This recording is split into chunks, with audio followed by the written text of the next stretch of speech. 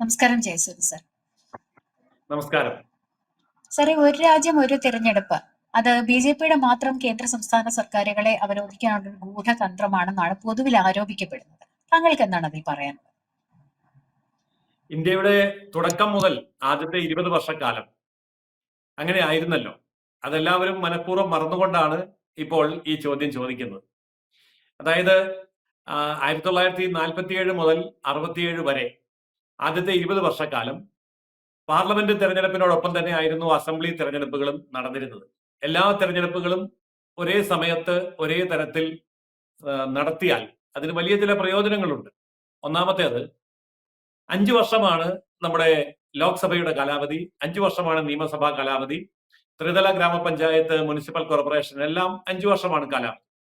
ഈ 5 വർഷത്തെ കാലാവധി വെച്ചിരിക്കുന്നത് വെറുതെ അല്ല. തീർച്ചയായിട്ടും നമ്മുടെ ഭരണഘടനാ ശില്പികൾ വളരെയേറെ മാസങ്ങൾ, വർഷങ്ങൾ നീണ്ടു നിന്ന ചർച്ചയ്ക്ക് ശേഷമാണ് ഈ ഭരണഘടന രൂപവൽക്കരിച്ചതും അതനുസരിച്ച് ഓരോ തിരഞ്ഞെടുക്കപ്പെടുന്ന ഭരണസമിതിയുടെയും കാലദൈർഘ്യം നിശ്ചയിച്ചത് 5 വർഷം. അതായത് നമ്മുടെ ഒരു ജനാധിപത്യ രാജ്യമാണ്. ഒരു പൊളിറ്റിക്കൽ പോളിസിയുടെ അടിസ്ഥാനത്തിൽ രൂപവൽക്കരിക്കപ്പെടുന്ന രാഷ്ട്രീയ പാർട്ടികളാണ് ഭരണം നടത്തുന്നത്. ഈ രാഷ്ട്രീയ പാർട്ടികൾക്ക് തീർച്ചയായിട്ടും അവരുടെ ഭരണവുമായി ബന്ധപ്പെട്ട ഒരു നയം രാഷ്ട്രീയ പ്രത്യയശാസ്ത്രപരമായിട്ടും പ്രായോഗിക തലത്തിലും നടപ്പാക്കേണ്ടതായിട്ടുണ്ട്. അതുകൊണ്ട് ഏതെങ്കിലും ഒരു പദ്ധതി തുടങ്ങി അത് പൂർത്തിയാക്കി അത് പ്രവർത്തനക്ഷമമാക്കി അതിൽ നിന്ന് റിട്ടേൺ ഉണ്ടാവുക എന്നുള്ളതാണ് ഗവൺമെന്റുകൾ നോക്കുക. അപ്പൊ അവിടെ ഒരു ഷോർട്ട് ടേം ഗോൾ ഉണ്ട്, മിഡ് ടേം ഗോൾ ഉണ്ട്, ലോങ് ടേം ഗോൾ ഉണ്ട്. ഷോർട്ട് ടേം ഗോൾ എന്ന് പറയുന്നത് ഒരു പദ്ധതി പൂർത്തിയാക്കുക, മിഡ് ടേം ഗോൾ എന്ന് പറയുന്നത് പദ്ധതി നടപ്പാക്കുക, ലോങ് ടേം ഗോൾ എന്ന് പറയുന്നത് റിട്ടേൺ, അതായത് പ്രതിഫലം ലഭിക്കുക എന്നുള്ളതാണ്. അപ്പോൾ ഇത് 3 പ്രക്രിയ പൂർത്തിയാകണമെങ്കിൽ തീർച്ചയായിട്ടും 5 വർഷം കാലാവധി വേണം.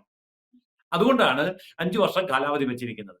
എന്നാൽ പാർലമെന്റിൽ ഒരു 5 വർഷം താഴേക്ക് വരുമ്പോൾ നമ്മുടെ അസംബ്ലികൾ ഈ 5 വർഷം ഇല്ലാതിരിക്കട്ടെ, 5 വർഷക്കാലത്തേക്ക് വെച്ചിരിക്കുന്ന ഒരു പദ്ധതി താഴെ ഒരു അസംബ്ലിയിലേക്ക് വരുമ്പോൾ അവിടെ 2 വർഷമേ ഉള്ളൂ, 3 വർഷമേ ഉള്ളൂ. കാരണം അവിടെ ചില പ്രശ്നങ്ങൾ ഉണ്ടായിട്ട് തെരഞ്ഞെടുപ്പ് കഴിഞ്ഞ ദിവസം നടന്നതേ ഉള്ളൂ. അപ്പോൾ കേന്ദ്രത്തിൻ്റെതായ ഒരു പോളിസിക്ക് പൂർണ്ണമായ ഒരു രൂപം സംസ്ഥാനങ്ങൾക്ക് ലഭിക്കില്ല. അപ്പൊ പല കാര്യങ്ങളുണ്ട്. ഇപ്പൊ ഉദാഹരണത്തിന് കൃഷി, ഇൻഫ്രാസ്ട്രക്ചർ ഡെവലപ്മെന്റ്, മത്സ്യബന്ധനം, വിദേശ രാജ്യങ്ങളിലേക്കുള്ള മറ്റ് കാര്യങ്ങൾ, അതായത് കുട്ടികളെ വിദേശ രാജ്യങ്ങളിലേക്ക് അയക്കണോ വേണ്ടയോ, അല്ലെങ്കിൽ വിദേശ രാജ്യങ്ങളുമായിട്ടുള്ള ടൈപ്പിലൂടെ ചില പ്രോജക്റ്റുകൾ നടപ്പാക്കേണ്ടത് എങ്ങനെ, ഈ കാര്യങ്ങളൊക്കെ തന്നെയും ഒരു 5 വർഷ കാലാവധിയോടുകൂടി കൃത്യമായി പ്ലാൻ ചെയ്ത് നടപ്പാക്കുന്ന ആ ഒരു ഗുണം 2 വർഷം 1 വർഷം കൊണ്ട് കിട്ടില്ല. അത് ഒഴിവാക്കിക്കൊണ്ട് സംസ്ഥാനങ്ങൾക്കും കേന്ദ്രത്തിനും, അതായത് മുഴുവൻ ജനങ്ങൾക്കും, രാജ്യത്തെ എല്ലാ പ്രദേശങ്ങളിലുമുള്ള എല്ലാ സംസ്ഥാനങ്ങളിലെ ജനങ്ങൾക്കും പ്രയോജനം കിട്ടുന്ന തരത്തിൽ ഒരു പദ്ധതിയുടെ ഇംപ്ലിമെന്റേഷനും അതിന്റെ ഒരു കംപ്ലീഷനും അതുപോലെ തന്നെ അതിൽ നിന്നുള്ള ഔട്ട്പുട്ടും, ഈ 3 കാര്യങ്ങൾ ഫലപ്രദമായി വിനിയോഗിക്കാൻ വേണ്ടിയാണ് ഈ ഒരു രാജ്യം ഒരു തെരഞ്ഞെടുപ്പ് എന്ന് നമ്മുടെ പൂർവികരായിട്ടുള്ള ആൾക്കാർ, ഭരണഘടനാ ശില്പികൾ തെരഞ്ഞെടുത്തത്. പക്ഷേ ഇന്നിപ്പോൾ അതിനെ ഇവിടുത്തെ പല രാഷ്ട്രീയ പാർട്ടികളും എതിർക്കുന്നത് എന്തുകൊണ്ടാണെന്ന് പറയാം. ഇപ്പോ പല പാർട്ടികളുടെയും പേര് ഓൾ ഇന്ത്യ ഒക്കെ കൂട്ടിയാണ്. ഇപ്പൊ Indian national Congress, communist party of India എന്നൊക്കെയാണ് പേരിട്ടിരിക്കുന്നതെങ്കിലും ഇത് അവിടെ ഇവിടെയും ചില മുക്കിലും മൂലയിലും ഒക്കെ പൊട്ടും പൊടിയുമായിട്ട് കുറച്ചൊക്കെ ഉള്ളൂ. അപ്പൊ അവരെ സംബന്ധിച്ചിടത്തോളം ഒരു പാൻ ഇന്ത്യ പ്രസൻസ് ഇല്ലാത്തത് കൊണ്ട് അവർക്ക് ഒരു ഓൾ ഇന്ത്യ തലത്തിലുള്ള ഇലക്ഷനെ നേരിടാൻ സാങ്കേതികമായ ബുദ്ധിമുട്ടുകൾ ഉണ്ടാവും. അത് ഭരണഘടനയുടെ കുഴപ്പമല്ല, അത് രാജ്യത്തിന്റെ കുറ്റമല്ല, അതിന്റെ പേരിൽ ജനങ്ങൾ ശിക്ഷിക്കപ്പെടേണ്ട കാര്യവുമില്ല. അതുകൊണ്ടാണ് അഖിലേന്ത്യാ തലത്തിലുള്ള ഒരു തെരഞ്ഞെടുപ്പ് സംവിധാനം മുകൾ മുതൽ താഴെ വരെ നടപ്പാക്കണം എന്ന് BJP ആവശ്യപ്പെട്ടതും ഇപ്പോൾ നടപ്പാക്കാൻ വേണ്ടി ഒരുങ്ങുന്നത്. സാർ, ഈ ഫെഡറൽ സംവിധാനത്തെ തകർക്കുക എന്നൊരു ഗൂഢലക്ഷ്യമുണ്ട്, അങ്ങനെ ഒരു ആരോപണം കൂടിയുണ്ടല്ലോ.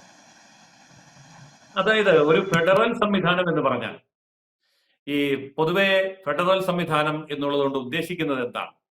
ഇപ്പോൾ നമ്മൾ വാട്ടർ ടാങ്കിൽ വെള്ളം അടിച്ചു കയറ്റിയിട്ട് താഴെയുള്ള ടാപ്പുകൾ തുറക്കുമ്പോൾ വെള്ളം കിട്ടുന്നുണ്ട്. ഇത്രയേ ഉള്ളൂ ഫെഡറൽ സംവിധാനം. കേന്ദ്രം എന്ന് പറയുന്ന വാട്ടർ ടാങ്ക് അവിടെയുണ്ട്. അവിടേക്ക് നമ്മൾ നികുതി കൊടുക്കുന്നു, അല്ലെങ്കിൽ ഭരണാധികാരികളെ തെരഞ്ഞെടുത്ത് അയക്കുന്നു. അവിടെ കിട്ടുന്ന ആനുകൂല്യങ്ങൾ താഴെ തട്ടില് സംസ്ഥാന തലത്തിലും ജില്ലാ തലത്തിലും ബ്ലോക്ക് തലത്തിലും ഗ്രാമപഞ്ചായത്ത് തലത്തിലും മുനിസിപ്പൽ കോർപ്പറേഷൻ തലത്തിലും എത്തണമെങ്കിൽ തീർച്ചയായിട്ടും ഇത് തമ്മിലൊരു ബന്ധം ഗുണാത്മകമായിട്ടുണ്ടാവണം. നേരെ മറിച്ച് ഈ വാട്ടർ ടാങ്ക് എന്ന് പറയുന്ന കേന്ദ്രത്തിനേക്കാൾ മുകളിലാണ് സംസ്ഥാനം ടാപ്പ് കൊണ്ട് വെച്ചിരിക്കുന്നതെങ്കിൽ അതിനകത്തൂടെ വെള്ളം വരികയില്ല. അപ്പോ യഥാർത്ഥത്തിൽ ഇവിടെ പറയുന്നത് എന്താണ്? ഇത് കേരളമാണെന്നൊക്കെ പറഞ്ഞ് മസിൽ പിടിക്കുന്ന പോലെ ഈ ഞങ്ങളൊരു പ്രത്യേക സംവിധാനമാണ്, ഈ സംസ്ഥാനം കേന്ദ്രത്തെക്കാൾ മുകളിലാണ് അല്ലെങ്കിൽ വ്യത്യസ്തമാണ് എന്നൊക്കെ പറഞ്ഞാൽ ദേശീയമായിട്ടുള്ള പുരോഗതിക്കൊപ്പം ചെല്ലാൻ പറ്റില്ല. ഉദാഹരണമായി പറഞ്ഞാൽ ആലപ്പുഴയിലെ ബൈപ്പാസിന്റെ കാര്യം നമുക്കറിയാമല്ലോ. 40 വർഷം എടുത്തു ഒരു ബൈപ്പാസ് മാത്രം നിർമ്മിക്കാൻ. ഇപ്പോൾ കേരളം മുഴുവൻ ഉള്ള 6 വരിപ്പാത കേരളത്തിന്റെ തെക്കേ അറ്റം മുതൽ വടക്കേ അറ്റം വരെ നിർമ്മിക്കാൻ അധിക സമയമൊന്നും എടുത്തില്ല. പക്ഷേ ഇതൊരിക്കലും ഒരു സംസ്ഥാന സർക്കാരിന്റെ ഇനിഷ്യേറ്റീവ് അല്ല, സെൻട്രൽ ഗവൺമെന്റിന്റെ ഇനിഷ്യേറ്റീവാണ്. അപ്പൊ സെൻട്രൽ ഗവൺമെന്റിന്റെ 5 ഇയർ പ്ലാൻ ഇംപ്ലിമെന്റ് ചെയ്യാൻ കേരളത്തില് ഭരണപരമായ ഒരു തടസ്സമുണ്ടായിരുന്നു എന്നിരിക്കട്ടെ. എന്തായിരിക്കും സ്ഥിതി? വടക്കേ കിഴക്കൻ സംസ്ഥാനങ്ങളൊക്കെ ഈ കാലഘട്ടം അത്രയും അനുഭവിച്ച അതുപോലെയുള്ള ഒരു ദുരവസ്ഥ ഇനി ഭാരതത്തിന്റെ ഒരു സംസ്ഥാനങ്ങൾക്കും ഉണ്ടാവരുത് എന്ന ലക്ഷ്യത്തോടു കൂടിയാണ് കേന്ദ്രം ഒരു തീരുമാനമെടുത്താൽ അത് അതേപടി സംസ്ഥാനത്തും ഇംപ്ലിമെന്റ് ചെയ്യാൻ കഴിയുന്ന തരത്തിൽ 5 വർഷ കാലാവധിയുള്ള ഭരണസമിതികൾ നിർബന്ധമായും വേണം എന്ന സതുദ്ദേശത്തോടു കൂടി ഇത് കൊണ്ടുവരുമ്പോൾ അതൊരിക്കലും ഫെഡറൽ സംവിധാനത്തിന് എതിരല്ല. കാരണം ഫെഡറൽ സംവിധാനം എന്ന് പറയുന്നത് കേന്ദ്രവുമായി വേർവിട്ട് നിൽക്കുന്ന ഒരു സ്റ്റേറ്റ് സംവിധാനമല്ല. കേന്ദ്രവും സംസ്ഥാനവും ഒരുമിച്ച് കൊണ്ടുപോകേണ്ട സമയബന്ധിതമായ ആക്ഷൻ പ്ലാനുകളിലൂടെ ജനങ്ങൾക്ക് വളരെയേറെ പ്രയോജനം ലഭിക്കണം. അതിനുവേണ്ടിയാണ്. അതൊരിക്കലും ഫെഡറൽ സംവിധാനത്തിനെതിരല്ല.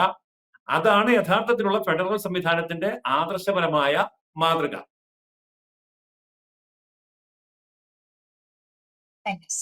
കൂടുതൽ വാർത്തകളും വിശേഷങ്ങളും നിങ്ങളിലേക്ക് എത്താൻ ABC മലയാളം സബ്സ്ക്രൈബ് ചെയ്യുക, ബെൽ ബട്ടണും അമർത്തുക.